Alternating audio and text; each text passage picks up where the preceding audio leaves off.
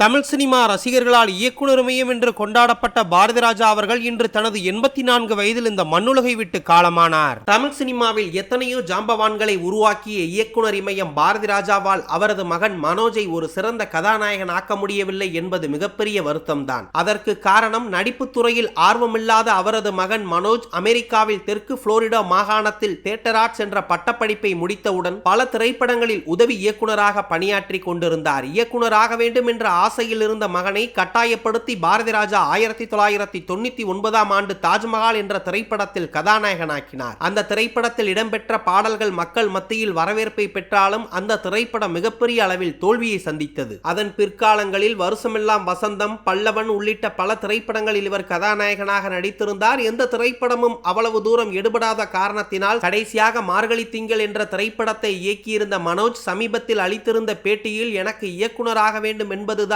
ஆசை. ஒரு நடிகனாக நான் வெற்றி பெறாவிட்டாலும் கண்டிப்பாக ஒரு இயக்குனராக வெற்றி பெறுவேன் என நம்பிக்கையோடு குறிப்பிட்டிருக்கிறார். இளம் வயதிலேயே நெஞ்சுவலி காரணமாக இறந்து போன நடிகர் மனோஜை இயக்குனர் மையம் என்பதால் மட்டும் பாரதிராஜா ஒரு நடிகராக தமிழ் சினிமாவில் அறிமுகப்படுத்தவில்லை. சிறு வயதில் ஒரு நடிகராகிவிட வேண்டும் என்ற ஆசையில் சென்னைக்கு வந்த பாரதிராஜா அந்த வாய்ப்பு கிடைக்காமல் தான் ஒரு இயக்குனராக தனது பயணத்தை தொடர்ந்தார். தனது மகனையாவது நடிகராக்கிவிட வேண்டும் என்ற ஆசையில் தான் மனோஜை தாஜ்மஹால் திரைப்படத்தின் மூலம் ஒரு நடிகராக தமிழ் சினிமாவுக்கு அறிமுகப்படுத்தி வைத்தார் பாரதிராஜா. இருந்தாலும் நடிப்பு துறையில் ஆர்வமே இல்லாத மனோஜ் தனது தந்தையைப் போல ஒரு இயக்குனர் ஆகிவிட வேண்டும் என்ற ஆசையில் பல்வேறு முயற்சிகளை மேற்கொண்டார். குறிப்பாக அமெரிக்காவின் தெற்கு புளோரிடா மாகாணத்தில் உள்ள ஒரு கல்லூரியில் தியேட்டர் ஆர்ட்ஸ் என்னும் திரைப்படவியல் பட்டப்படிப்பை படித்து முடித்த நடிகர் மனோஜ் தனது தந்தையே தன்னை நினைத்து பெருமைப்படும் விதமாக அவரை வைத்தே மார்கழி திங்கள் எனும் திரைப்படத்தையும் இயக்கியிருந்தார். அமெரிக்காவில் திரைப்படவியல் படித்து பெருமை சேர்த்த தனது மகன் எப்படியாவது தமிழ் சினிமாவில் முன்னணி இயக்குனராக வந்து விடுவான் என இயக்குனர் மையம் பாரதிராஜா எதிர்பார்த்த சூழ்நிலையில் திடீரென அவர் இறந்திருப்பது மிகப்பெரிய சோகத்தை ஏற்படுத்தி இருக்கிறது.